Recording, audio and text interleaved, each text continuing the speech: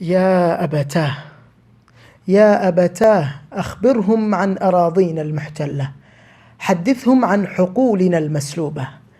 يا أماه خرجت من أرضك أو أخرجوك، فلنا أرض وحقول وبساتين سلبت منا من قبل البوذيين.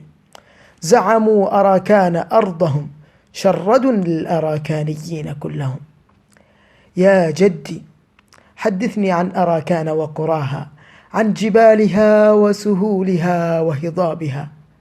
صغيري ذرفت بدم كثير وأصوات وأنين، ستعود إلى الوطن والحنين، ستبني المستقبل المشرق، سترفع راية السلام في المغرب والمشرق.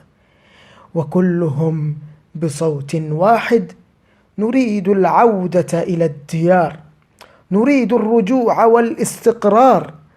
سيقتلنا هذا الانتظار، سنعود إليك يا أرض الأجداد، يا أرض أراكان. محسن جميل.